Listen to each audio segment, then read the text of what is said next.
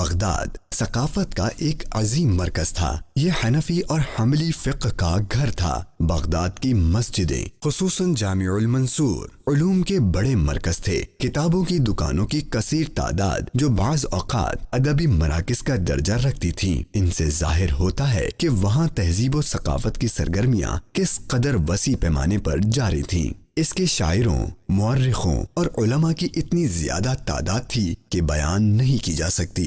حضرت حافظ ابو بکر احمد بن علی خطیب بغدادی رحمت اللہ تعالی علیہ کی کتاب تاریخ بغداد کو دیکھ کر معلوم ہوتا ہے کہ علم کے ایک ایک شعبے میں بغداد سے تعلق رکھنے والے فضلاء کی تعداد کتنی زیادہ تھی۔ صرف خلفاء ہی نہیں بلکہ وزراء اور بڑے بڑے عہدیدار سب علم و فضل کی ہر طرح کی قدر افزائی کرتے تھے۔ اسلامی ثقافت کا تخلیقی عہد بغداد کے ساتھ وابستہ ہے۔ اسی عہد میں آگے چل کر عام کتب خانے جو مطالعے اور تعلیم کے مرکز تھے قائم کیے گئے۔ ان میں سب سے زیادہ مشہور ابو نصر صابور بن اردشیر کا دارالعلم تھا۔ جب مدرسوں کا دور شروع ہوا تو بغداد ہی اس میدان میں سب سے آگے تھا، جہاں النظامیہ اور المستنصریہ جیسے مدرسے قائم ہوئے اور ان کا اثر تمام مدارس کے طریقہ درس اور طرز تعمیر پر پڑا۔ میٹھے میٹھے اسلامی بھائیوں اور مدنی چینل کے ناظرین، شہر بغداد کی فضاؤں میں علم و تحقیق کی شعور کے پروان چڑھنے اور مختلف شعبہ جات کی تعمیر و ترقی کے بارے میں سن کر اور پڑھ کر یقیناً فرحت کا احساس ہوتا ہے، مگر وہیں دوسری جانب جب شہر بغداد کے تخت و تاراج اور غارت گری کے تاریخی پہلو پر نظر پڑتی ہے تو دل بے قرار ہو جاتا ہے۔ آئیے اس کا بھی مختصر جائزہ لیتے ہیں۔ منگولوں کے ایک قبیلے ٹاٹا منگو سے منسوب تاتاری قوم ماضی کی ایک انتہائی خطرناک اور سفاک ترین جنگجو قوم تھی۔ 7ویں صدی ہجری میں تاتاریوں نے مسلمانوں کی سرزمین پر عظیم جارحیت کا ارتکاب کیا، جس کے نتیجے میں مسلمانوں کا آخری عباسی خلیفہ مستعصم باللہ ہلاک ہو گیا اور دارالحکومت بغداد سمیت مسلمانوں کی 3/4 سرزمین تاتاریوں کے قبضے میں چلی گئی۔ بغداد کی تباہی کے بعد خلافت عباسیہ کا ہمیشہ کے لیے خاتمہ ہو گیا، جس کے بعد مسلمانوں کو پے در پے شکست کا سامنا کرنا پڑا۔ سن 1258 عیسوی میں منگولیوں کے ہاتھوں بغداد کی تباہی اور خلافت عباسیہ کے خاتمے کو سقوط بغداد کے نام سے یاد کیا جاتا ہے۔ ہلاکو خان کی زیر قیادت منگول افواج نے دارالحکومت بغداد کو صرف فتح کرنے پر ہی اکتفا نہ کیا، بلکہ شہر میں لاکھوں مسلمانوں کا قتل عام کیا اور کتب خانوں کو بھی نظر آتش اور دریا برد کر دیا۔ بیت الحکمت جو بے شمار قیمتی تاریخی دستاویزات اور طب یعنی میڈیکل سے لے کر علم فلکیات یعنی ایسٹرونومی تک کے موضوعات پر لکھی گئی کتابوں کا گھر تھا، اس کو بھی تباہ کر دیا گیا۔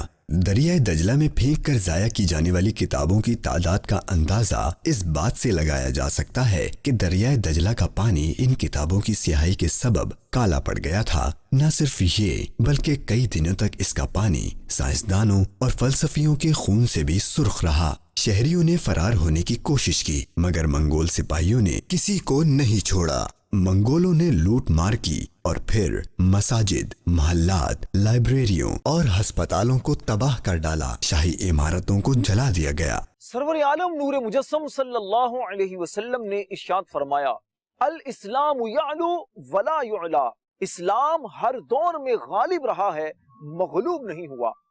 تاریخ کے مختلف ادوار میں اسلام کو سخت آزمائش کا سامنا رہا، مگر اہل اسلام کے عزم و استقلال اور اولیاء کرام کی انتھک محنت کی بدولت اسلام کو پھر بلندی اور عروج نصیب ہوا۔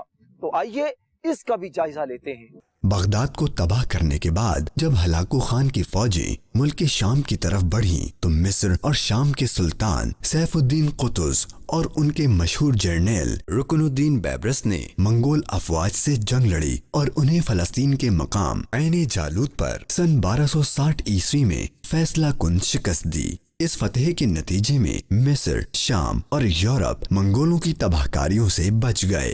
دوسری جانب اسی زمانے میں خراسان کے ایک بزرگ رحمۃ اللہ تعالی علیہ کو خواب میں حکم ہوا کہ تاتاری قوم کو اسلام کی دعوت پیش کریں۔ ان دنوں ہلاکو خان کا بیٹا تگودار برسر اقتدار تھا۔ آپ رحمۃ اللہ تعالی علیہ سفر کر کے تگودار کے پاس تشریف لے آئے۔ आप रहमतुल्लाहि ताला अलैह को देखकर तगुदार को मस्खरी सूझी और कहने लगा, ये तो बताएं कि आपकी दाढ़ी के बाल अच्छे या मेरे कुत्ते की धूम। बात तो यकीनन गुस्सा दिलाने वाली थी, लेकिन आप रहमतुल्लाहि ताला अलैह समझदार मुबल्लिग थे। उससे कहने लगे कि दरअसल बात यह है कि मैं भी अपने अल्लाह ताला का कुत्ता हूँ। अगर अपनी जानिसारी और वफादारी से उसे राजी और खुश करने में कामयाब हो गया तो मेरी दाढ़ी के बाल अच्छे, वरना तुम्हारे कुत्ते की दुम। आपका ये हिकमत भरा जवाब सुनकर वो दम्बा खुद रह गया और आप रहमतुल्लाहि ताला अलैह का मुतरिफ हुआ।